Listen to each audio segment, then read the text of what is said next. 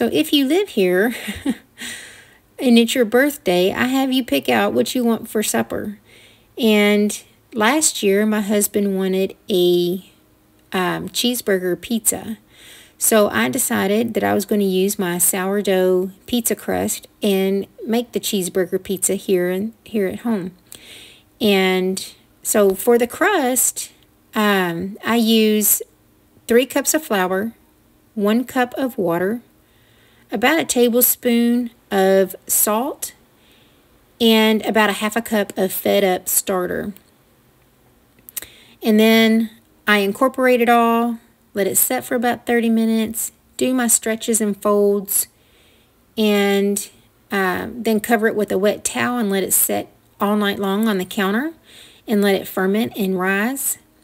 And then by the next evening, it is ready to be used. So to make this pizza here, I preheated the oven, and I had the stone inside the oven and it preheated as well. So that stone is 450 degrees. So when I pour the dough onto it, it sizzles and it starts cooking and it gets warm. And as it warms up, then it becomes easier to stretch out and shape however you want. You can use a square pan or a square stone. You can use an iron skillet, something that is going to hold the heat. I have not tried the metal pans yet, mainly because this one here works so well, and these are my pizza stones. But I'm not sure that it would work as well because it will not hold the heat as well as the stone or the iron skillet does. If you do use that, please let me know how it worked out, and because I would like to know. So I continue to shape and fold here. I like a pretty thick pizza, not necessarily a thick crust, but a good hand-tossed shape of pizza with a good traditional crust on it. And that's what I make here. And also notice that I go back and I fill in any holes that's created by stretching it. Because you don't want your toppings or your cheese to go down in there and get stuck, because then your pizza will stick. But otherwise, if you have a good seasoned stone, then you shouldn't have any sticking or anything like that.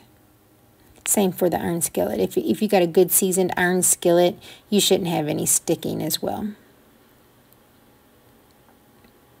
If you are worried about it, you could put some olive oil down and smear that around, and then put your dough on there if you wanted to.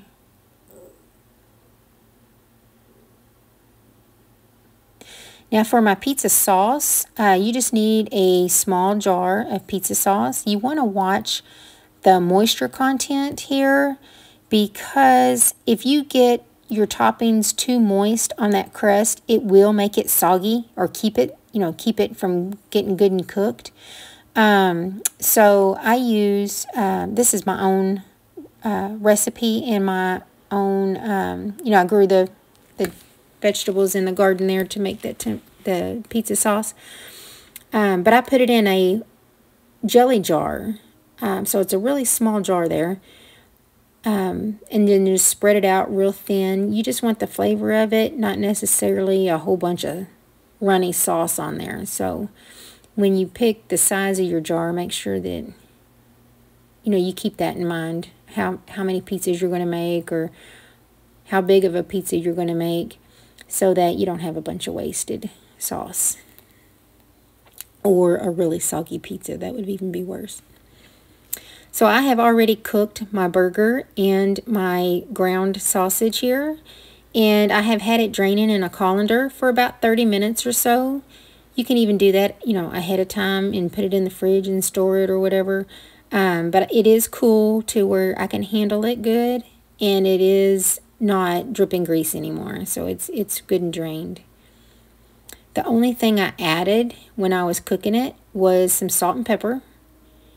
And that's it. And then I'm going to spread this out And then we're going to talk about the pickles. So I put pickles on it, and that was a pleasant surprise. That little pop of dill flavor was a really good surprise. I can my own pickles, but they are not the best pickles. I can't get that crunch that I want, you know, like a Vlasic pickle that you buy at the store. So if you all have any tips and tricks on how to get your pickles crunchy when you can them, please let me know, because I would like to improve on that. So these are about a medium crunchiness, you know, it's about a medium firmness. But the flavor is really good, good dill flavor. These were also setting and draining, so the juice has, you know, run off of them. So they're about as dry as they're going to get, because I didn't want to add that extra moisture. You could also do, you know, whatever you like on your cheeseburger. You could do bacon. You could do jalapenos. You know, whatever you like on your cheeseburger.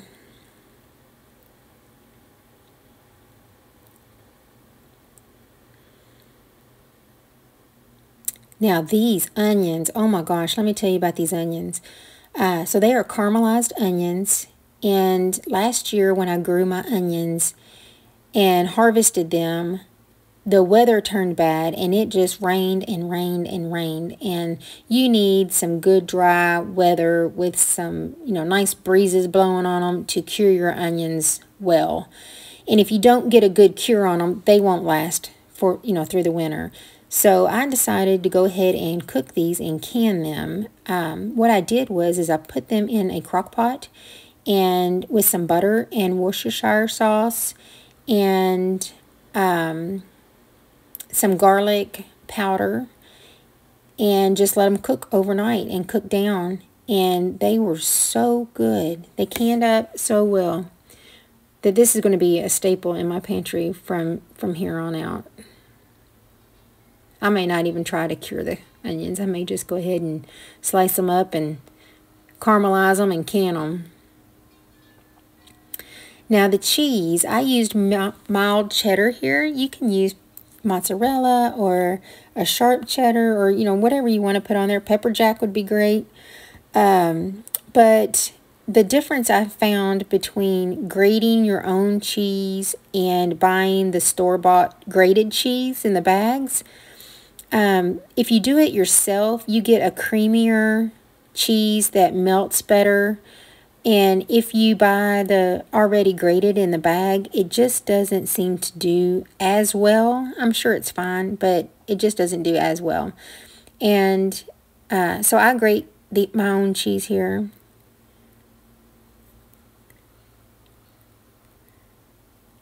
Make sure you get it all up close to your crust.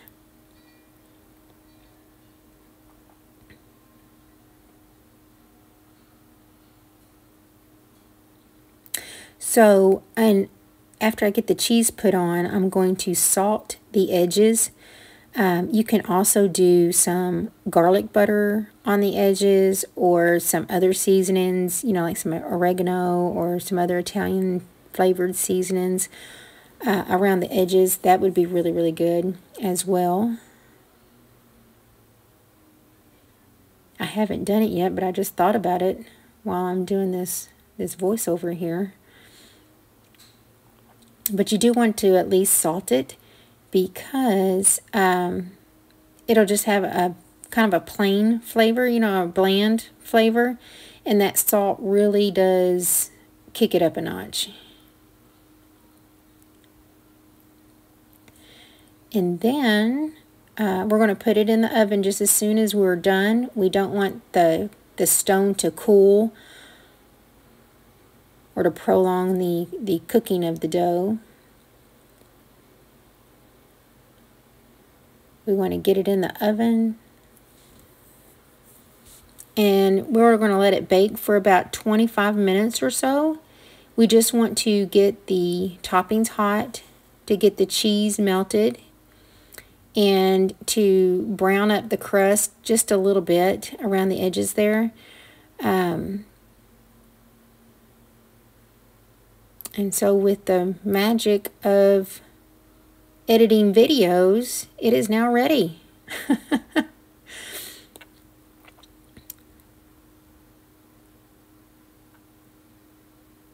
So as soon as I get it out of the oven here, you can see how nicely the cheese has melted and the crust has browned around the edges. And now it's ready to eat. If you make this, let me know. You all enjoy. Thanks for watching.